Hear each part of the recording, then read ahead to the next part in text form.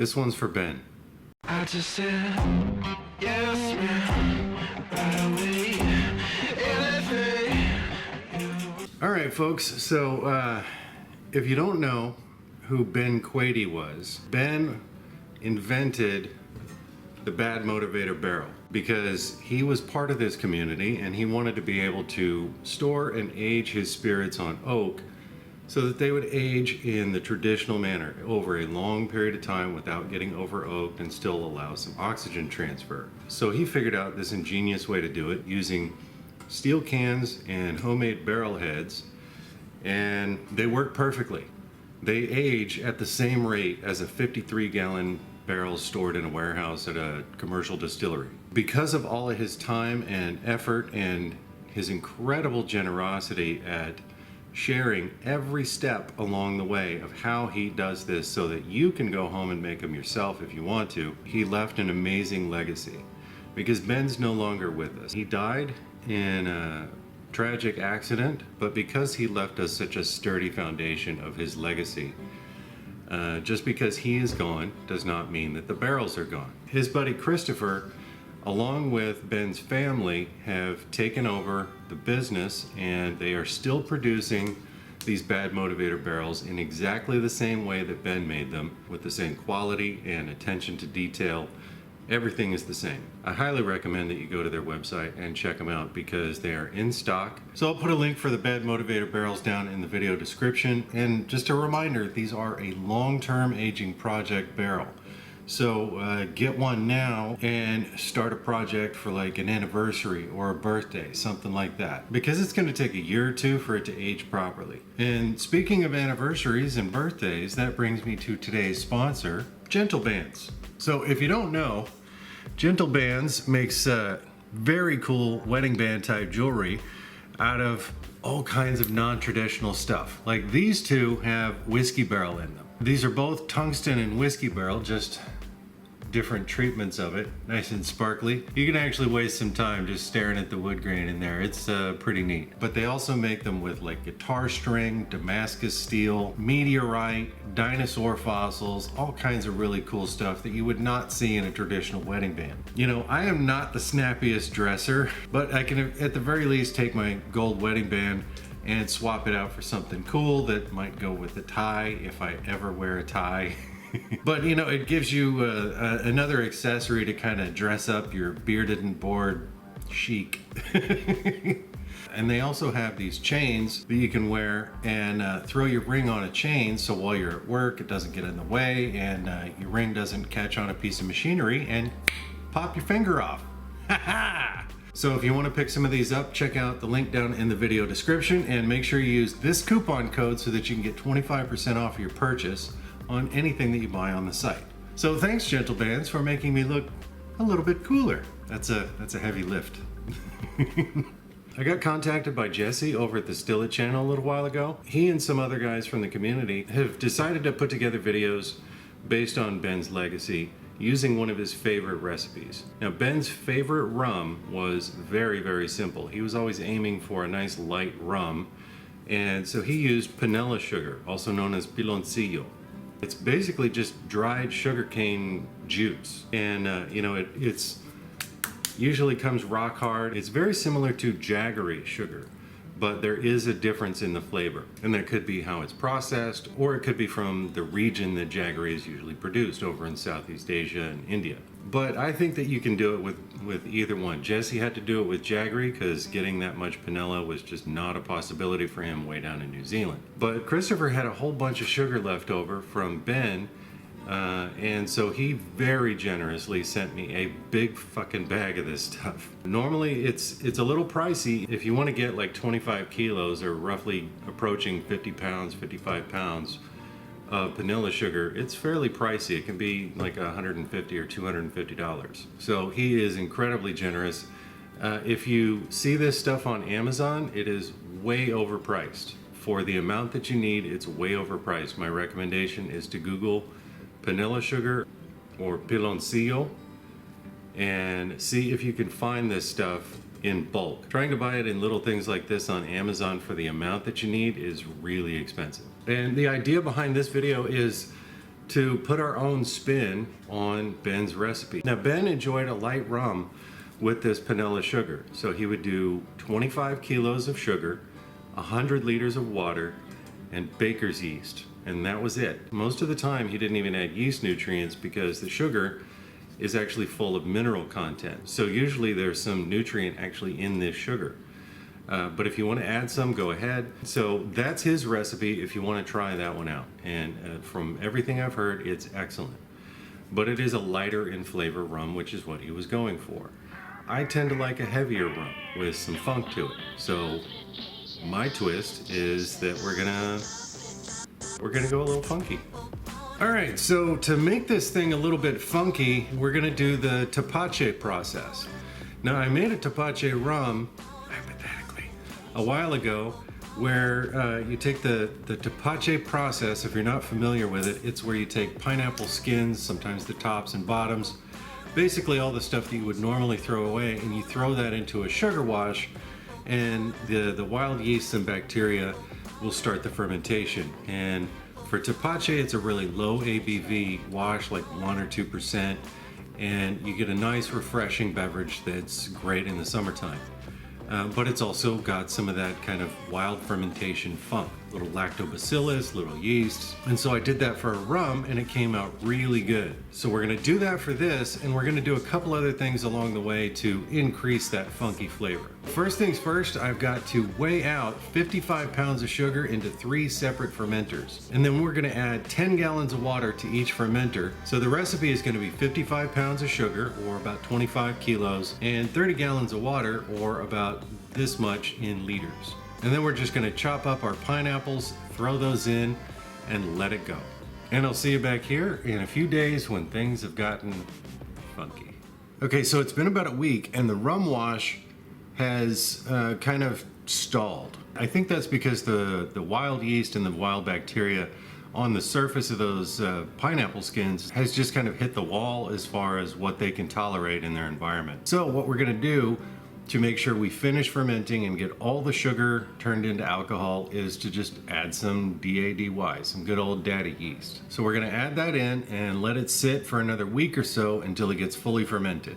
And once that's fully fermented, then we have the option of adding a little bit of extra funk to our wash. So if you've ever done a rum before, then you had the opportunity to save some of that backset. The backset in your boiler after the distillation run is done is called dunder. If you take that dunder and then you just let it sit and age, and especially if you leave the lid off and let nature kind of invade it and get it all infected with different stuff like molds and wild yeast and bacteria, and a fly falls in it, or maybe a rat falls in and dies.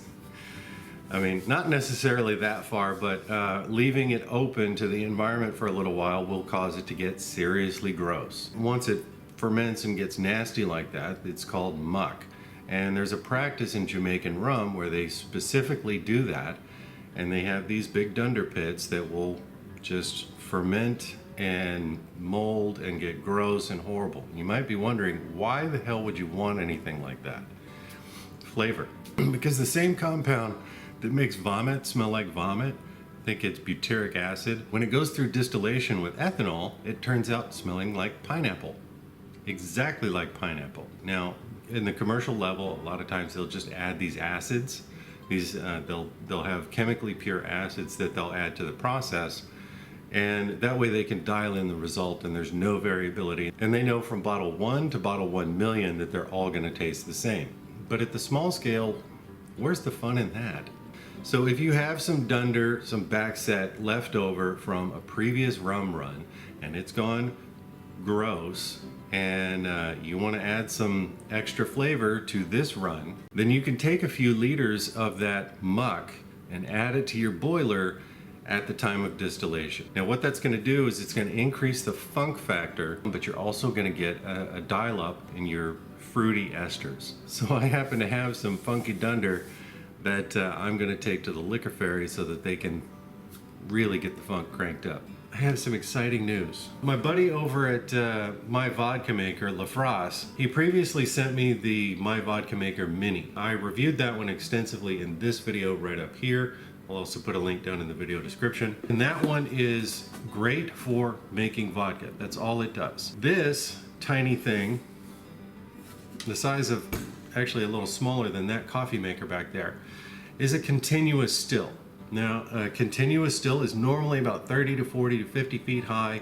They have numerous plates in them. They call them continuous stills because they get a constant feed of wash that comes into the still and runs all the time.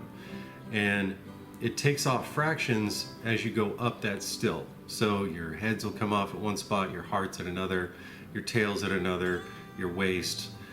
All that comes off continuously the whole time. And they work fantastic at the commercial level, but at the hobby scale, they really are very challenging to make them work. Most people just think that's a stupid idea and you're not going to be able to do it. Well, LaFrosse, he's a brilliant guy. He's over in South Africa. He started this company by himself just based on the idea of, wouldn't it be cool if I could do that?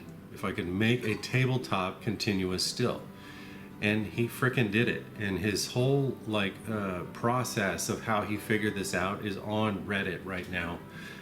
He just posted what he was working on, the guts of it. So you can actually follow his journey of discovery all through the process. And so he decided, these work, I'm gonna start selling them. And the MyVodkaMaker has been a big success.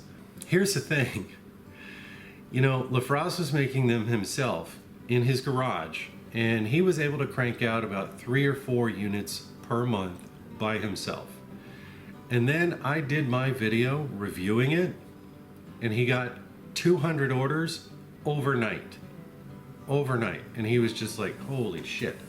So he instantly bought a whole crap ton of parts and started building them as fast as he could. And then he realized, I gotta hire a whole bunch of people. So he hired 5 or 6 people to help him assemble these things in his house. And it was becoming a bit of a nightmare. So he was like, I need to rent a space. And so he's had some growing pains as the company has started to take off so quickly, just because of word of mouth on Reddit and my video. So the biggest hiccup he's had and the biggest frustration from customers has been shipping times. But he's finally gotten to a point where he's caught up. He now has everything in place to make another 200 units, and then he has parts purchased for another 250 units. So he told me he's ready to go if I want to do another video about it. So he sent me this larger unit. This is the Plus version. So it doesn't just make vodka. This makes vodka, whiskey, brandy, rum, gin, pretty much anything. The way he's constructed this thing, and that with the combination of the software that he's developed, you can actually dial in how much tails and heads you want in your final mix. So I am going to try this out for the rum because I'm like everybody else. I'm skeptical. Is this going to be able to make something with some actual flavor to it? I don't understand how it works, so I need to see it for myself. I need to taste it and I need to smell it. So that's what we're going to do. Since this whole project is about Ben Quady and the BadMotivator barrels, ultimately everything that is hypothetically made out of these totes of rum wash are going to end up going into the BadMotivator barrel that Christopher sent me. So before we get going on this, I want to mention a couple of refinements. This one, that's for your heads. This one is for vodka, and this one is for flavored spirits. Now, if you don't want vodka, you're doing a whiskey or a rum, these come with little black rubber sleeves that you just slip the sleeve over that, cover it up, and anything that would normally come out of here is going to flow over to this one. And then on the back, there's a puke port, and you just put a hose on that and drop it into a coffee cup, and you're going to be fine. It's never going to be more than a couple of ounces. And that's your waistline.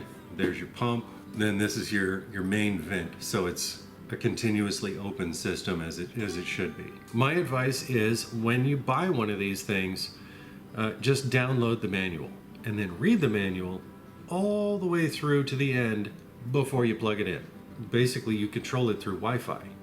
So you got to find it in your Wi-Fi listings, sign into it, tell it yes, it's okay to produce alcohol, then tell it what kind of alcohol you want it to produce, then make any adjustments to the slider bars, and all that's explained really well in the manual. So make sure you read the manual top to bottom before you get started, because if you don't and you just plug it in and go, all it's going to do is make water, because these come shipped as water distillers. Now it's up to you if you want to make the change in the software to be able to make alcohol. If I were to use this, I would only be able to make water. That's why I send this to the liquor fairy, and the liquor fairy, who lives in a consequence-free environment of magic and unicorns, they can do whatever they want, hypothetically.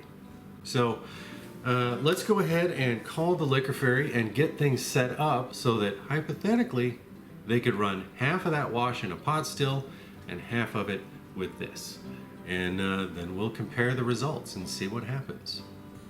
All right, so everything is done and just about ready to go in the barrel. Before we do that, we're gonna taste everything. We're gonna see, is there a difference between what came through a pot still, hypothetically, and what came through the MyVodkaMaker Plus. So before we get started, I want to say a massive thank you to all of my Patreons, all of you guys right down here. Thank you so much for constantly interacting with my posts, giving me amazing suggestions for some upcoming projects. I am absolutely grateful to all of you guys, and thank you for keeping my lights on. First things first, we're going to start out with the pot still rum and see how that turned out. This is some funky stuff. There is a lot of that kind of rum funk. So I'm getting a lot of pineapple, a lot of funk, sugar, like candy sugar. I'm getting that pineapple, the darker sugars, no real, like, you know, maybe a little bit of molassesiness. This is a nice, funky, fruity rum that is ready to go into a barrel, which is exactly what it was designed to do. All right, so now we're going to try the stuff that came through the liquor robot. Wow. So the pot stilled rum is very jaggy. It's very new, and it definitely needs some age on it. It needs some time. It's got to mellow. It's got to pull flavors from the wood. Stuff's got to change. There needs to be some of the magic chemistry that happens, the invisible chemistry that happens through aging for that. This,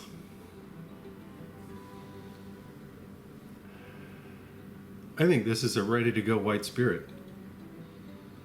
Like right up front, passion fruit and pineapple. Just boom, boom. And I get a little bit more of that kind of sugariness, the Panela sugar. I think I'm getting a little bit, just a touch more of that flavor coming through. And I'm not sure if that's just being muted by the jagginess of the pot stilled rum. I mean, it's hard to tell. Is there a difference between those two levers, or are they the same and one's just got a little more noise in front of it? I don't know. But the amount of fruit coming through on this one is so much more pleasant. It's really just, it's like a bouquet of fruit right in front of your face. Yeah, and it's also, and the mouthfeel is also smoother. It's got a little bit of astringency to it, but very minor. Smoother mouthfeel, no jagginess, no heat at all. You know, his concern is that his desires for this thing to be successful are going to cloud his own judgment, and he's not going to be able to make a fair assessment. So he's had other people test it, and you know, having me test it to see if the plus version can actually give you a flavored spirit, and if that spirit is good. Hell yes.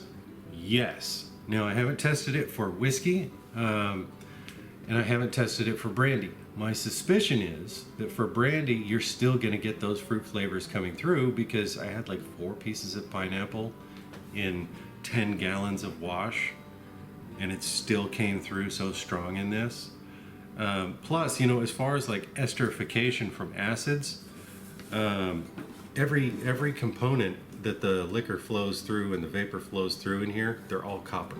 So you're getting plenty of interaction from copper all throughout the system. So that's going to help to cause those esters to interact, and it's also going to strip out sulfur that is really common in rum washes. So no worries on that.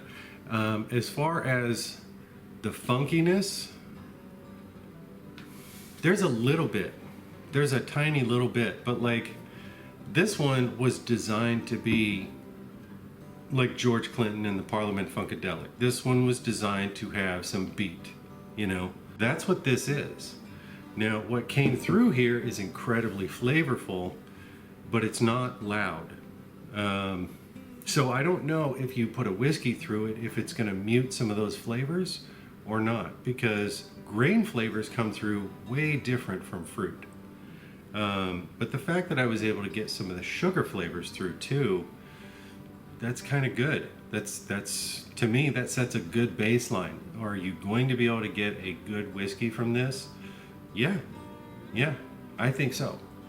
I got a great rum through it, hypothetically. So I can't really see a stopping factor on this, like, oh, I can't use that because it's not going to make, flavored spirits. Yeah, it will. Yes, it will. If you've got a big still and you enjoy sitting in front of that still and making the adjustments to your water and the adjustments to your heat to get everything just right, you like the tending of the still, you like the construction of the still, then that's probably going to be your go-to. But for folks that are wanting to get into the hobby, but not dive as deep in the financial hole and not dive as deep in the skills hole, something like this, where you don't make cuts, it just does the cuts for you, there's definitely an attractiveness to that. Because sometimes you just want to make, you want to engage in the hobby, you want to do the stuff for the hobby, but you don't necessarily have the room or the knowledge, the desire to run a big piece of equipment to get that product. So like for folks that have an air still, because they produce such a small amount, it's hard to do like a whiskey or a rum in an air still when your cuts are so small, and by nature they have to be because you're dealing with a gallon of liquid. If you make 5 gallons of wash, you've got to do 5 stripping runs in your air still and then go back and do a 6th run for your spirit run. It's great that you can do all that in such a small space with the air still, but you still have to make cuts on your spirit run. And cuts are one of the most tricky things for folks to learn. Where is that transition for the heads and the hearts and the tails? That causes all of us, when we're starting out, a fair bit of angst. But if I can just plug this in and then take that same 5 gallons of wash that I have, drop a hose down into it, run the other hoses into my sink, and then put some jars underneath and turn it on, and walk away from it for 12 or 24 hours, and then get a bottle of liquor, that's pretty cool. So, good job, dude. You did it again. You made another awesome liquor robot. I'm ridiculously impressed with it. It really did make a delicious first run spirit. And that's the other thing is, everything that came through this doesn't need a spirit run. It's ready to go. As a white spirit, 2-day. So like I could proof this down to 40% and then just serve it. I think I might keep 1 bottle for that, and then the rest of it will go in the barrel. So I can effectively recommend this. It's not a pipe dream, it's not a fantasy, and it's really not something to take lightly. I think I said this in the last video.